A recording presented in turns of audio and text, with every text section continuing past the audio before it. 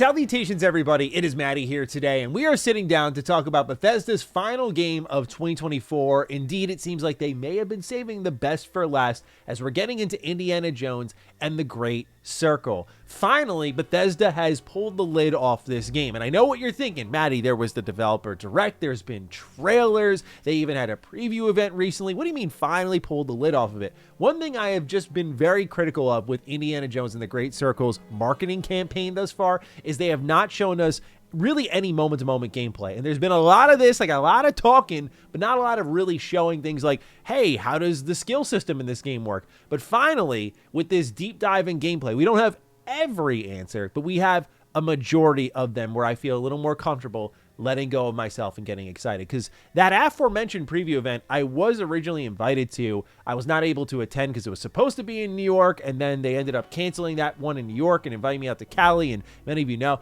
I don't need to be in Cali anymore, and I already fly out there for every single event. So I was not feeling the trip after flying out there like twice already in the last couple of months. So I had to take a flyer on this one. I was looking forward to seeing everyone's previews, but was disappointed when they weren't allowed to actually capture their own gameplay. It was instead B-roll that Bethesda had specifically provided, because sometimes, not always, that does indicate a level of like, we don't want you all to see certain parts of the game. We want to kind of control the messaging, control the vision, and I've been part of those previews before. In fact, with Indiana Jones and the Great Circle, I was part of the first ever preview they did, where it was just a digital presentation showing gameplay, doing a little Q&A, and that was it. And I did say in that video, like, Bethesda, games industry, please at least let people get their hands on the game. So step in the right direction for sure. But nonetheless, now that we have this gameplay deep dive, I really want to settle into a conversation on this game, because I do have some concerns, not really about the quality of the game at all, but the sort of zeitgeist surrounding it. Because first and foremost, the marketing for this game has shown that the numbers have been providing diminishing returns, where gameplay reveals and trailers are not doing nearly as well as they first were around the reveal. And I think that's one thing that you can attribute to maybe Xbox's exclusivity, because they did step out, and the last time Indiana Jones and the Great Circle made significant noise around the industry was at Gamescom, when they said, yeah, we're actually going to bring this to PS5 as the one more thing style announcement, which many Xbox fans were confused about. Now, with that announcement, I think does come a degree of numbers we'll have to study, which is how well will this perform day one versus how its legs will perform later on. Because are most of the players just going to wait for it to arrive on PS5? Because there you'll maybe get DLC, patches, bugs will be worked out. There's already a mountain of games coming out in early December, which was originally a safe date to release it. But you have to look at those sort of things combined with the lower trailer performances, as well as the lower preview pieces on this game. Who knows? This video might even flop. I don't know. We'll find out in just I guess I'll find out when this video is live. But nonetheless, you have to analyze those sorts of things and assess how Indiana Jones will perform at launch. So we'll know then, but there is a degree of uncertainty for me when it comes to market performance when it comes to this game, just on raw data we're seeing.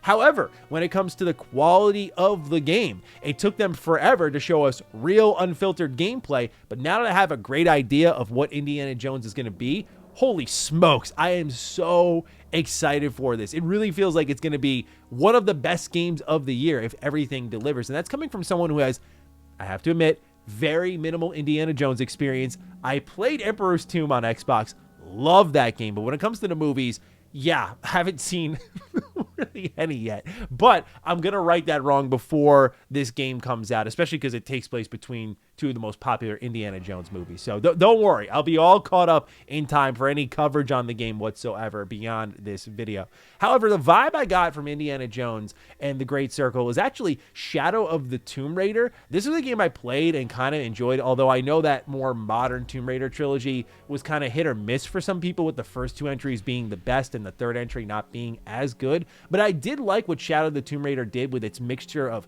open environments as well as exploration, puzzle solving, and then of course main path, the main story path. For example, in Indiana Jones, finally we got to see a little snippet of just how open these areas are, that you can truly go off the beaten path. Because Machine Games, they're known for more heavily linear first-person shooters like in Wolfenstein. And yeah, you already know in that game, like the most you go off the beaten path is maybe a secret switch on the wall that opens a room with a collectible in it. That's usually the furthest you get. But you'll even see in this gameplay, like they're rowing a boat, and then all of a sudden they're parking that boat and they're going into a tomb. And I'm like, that is what I wanted to know. So it's good to see that sort of thing is in the game. And now it's really backing up what they said at the preview I went to, which is, oh yeah, I can tell just by looking, this is probably Machine Games' biggest title yet. Especially because we saw in these open environments different things to do. It wasn't just collectibles like the skill books that we'll get into in a little bit. It was also puzzles that you could solve and the rewards you'd get from them,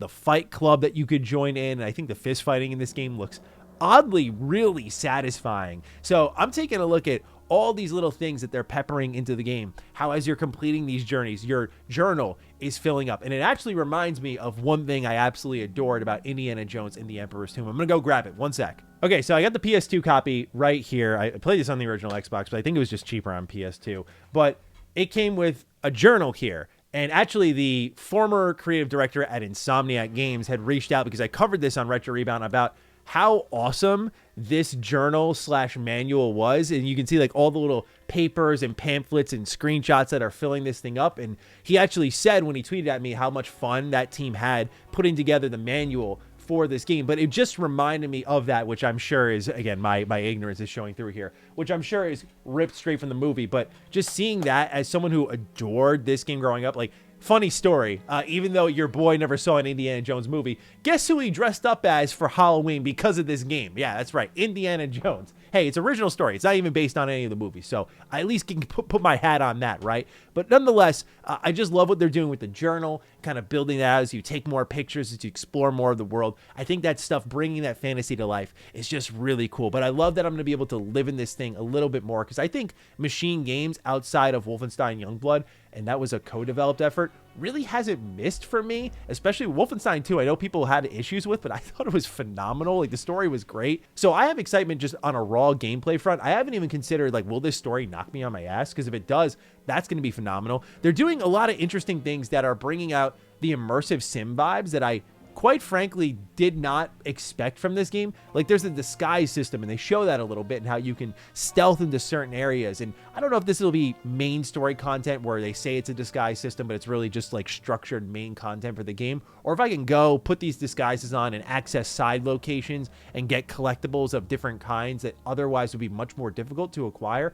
If so, pumped about that. But other immersive sim vibes, I think, have really justified the move to first person for Machine Games with Indiana Jones, because many people argued like it should be third person, and they have that very smooth transition of first and third person that I think works well for this game. But I think when you look at the gameplay, it's really justified itself, where you can interact with objects, like you're grabbing keys, you're putting them in the locks, you're finding secret areas, you're picking up all these different interactables in the world that break on use. You're smacking enemies over the head with like hammers, and they're breaking, and then you can pick up like a pin roller and throw it at an enemy. You can pick up and move different bodies. Like, this is the Dishonored vibe, and again, it's why I'm so glad they went with first person, because I can see, at least for me and my taste, this is going to work out extraordinarily well, because I do love first person immersive sims. I love the ability to interact with any single item in my environment. It's why I fell in love with something like a Bethesda Game Studios game, which I know are more first-person action role-playing games, but they have that immersive sim element of like every object in the world I can pick up and put down, put in my inventory, and it just brings all of the loot to life. And it's something like Indiana Jones where your sole goal is getting like treasure. I mean, that's what I loved about Dishonored, was completing side quests, getting like unique paintings or jewels or gems that I find about, and selling them at the shop and getting upgrades for my crossbow. Like, if this game has that kind of gameplay loop, or even close to it, I'm going to be in for a treat. Because one game that left me feeling really burned, unfortunately, was Redfall, and I didn't have high expectations given it was 4-player co-op, but I have been, itching for that immersive sim experience. And I've considered playing games like the first Deus Ex for the first time. I played Human Revolution, the second one, I believe that is. That one was really great. So I may just have to dig into the nostalgia bucket a little bit when it comes to immersive sims. But when it comes to this game, I'm glad to see they're leaning into those sensibilities a little bit. Because if this was in third person, the camera has to function differently. The levels have to be built differently. The way you interact with these said mechanics may not work as well. And I get a lot of people think, well, you're indie. You gotta have that trade-off. You gotta see indie, but you see them in cutscenes. You see them in these different animations where it works for me a lot. So this kind of gameplay showing got me on board with that a lot more. But you could also, speaking of camera, use an actual camera for info on the world or puzzle hints. So if you get stuck, you can go ahead and use this and get guided around. I like this because it sounds, and I could be wrong, it sounds opt-in. And the reason that's important is because we've had a big problem with AAA games just telling you what the solution for things are before you actually got a chance to figure it out yourself. It's one thing if I'm staring at a wall for like 30 minutes and you're like, okay, help them along. Rappy though, right? They want to move on. Sure, because I'm stuck. But when a game gives me 30 seconds, they go, I would move that pillar over there and then flip that light on and change the mirror over there. Like, dude, I didn't get a chance to think before you threw out a solution. So I'm hoping they cool it with a little bit of that. But since it seems opt-in where I can say, I'm stuck, let me take out my camera.